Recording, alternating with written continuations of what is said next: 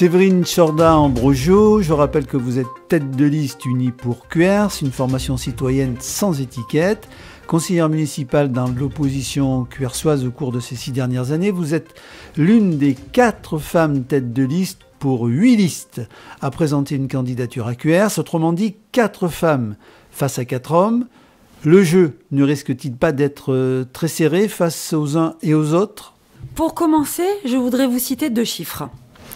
D'une part, dans cette élection municipale au niveau national, seulement 21% de femmes sont têtes de liste dans les villes de plus de 1000 habitants. D'autre part, actuellement, les femmes ne représentent que 17% des maires. Aussi, je suis particulièrement fière de constater qu'à QERS, il y a 4 têtes de liste femmes, toute opinion confondue, dont ma candidature pour les élections du maire, et que chez nous, à QERS, nous avons su passer la barrière des préjugés, mettant la femme au second plan. Pour cela, quel que soit le résultat des urnes, je voudrais remercier l'ensemble de la population de ma commune.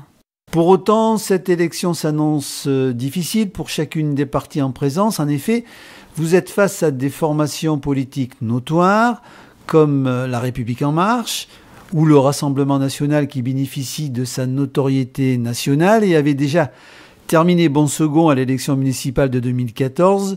Et puis il y a aussi la majorité sortante qui se présente divisée avec 2 listes. Il y a aussi 3 autres listes divers gauche et droite et la vôtre sans étiquette. Alors, face à cet afflux de candidatures, qu'est-ce qui vous pousse vraiment à demander les rênes de la commune avec votre équipe et est-ce, comme certaines têtes de liste concurrentes, l'amour du pouvoir et le goût de la représentation ? Vous savez, le travail à mener et les barrières à lever ne peuvent pas être motivés par ces volontés que vous énoncez et propres à certaines têtes de liste rivales, femmes et hommes confondus. Les citoyens, les associations, les commerces et les entreprises de notre commune attendent bien plus. Posséder le goût et l'envie de vous battre pour votre commune et votre intercommunalité, cela doit venir de vous, de vos tripes. Cela demande de l'implication au quotidien et non pas le temps d'une campagne électorale.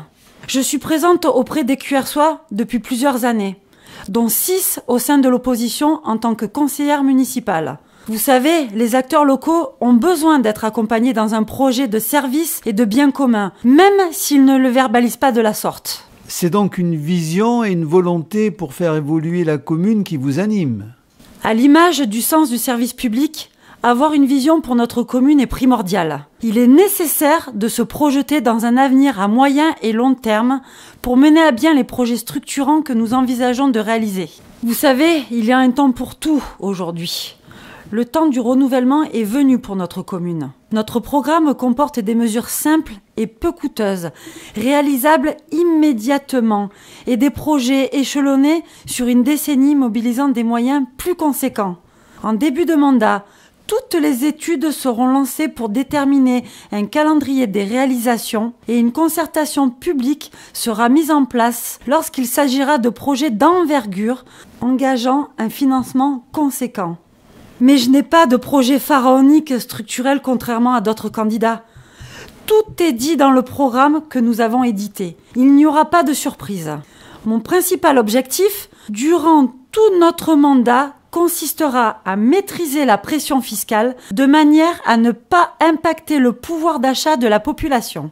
Voulez-vous dire que les projets menés actuellement par la municipalité sortante sont des hérésies locales ? Je n'irai pas jusque-là, mais cette vision n'est pas la mienne, ni celle de nombreux QERSois qui me font part de leur mécontentement au travers de mes rencontres avec eux sur le marché, lors de mes nombreux porte-à-porte, mais aussi au travers des différents réseaux sociaux. On ne peut pas tout remettre en cause du jour au lendemain, c'est sûr. En ce sens, j'entends rassurer les QERSois. Nous changerons les choses tout en restant dans une ligne conductrice, mais avec de nouveaux projets et une vision différente, une nouvelle façon de travailler et de nouveaux axes de communication. Notre gestion municipale sera orientée principalement sur le développement d'infrastructures nécessaires à l'épanouissement de la vie urbaine. Elle s'effectuera par une affectation différente de nos dépenses d'investissement et par une politique d'économie sur certaines sections de budget de fonctionnement. Vous savez, un projet de collectivité peut mettre du temps à porter ses fruits, et être élu n'est pas une partie de plaisir,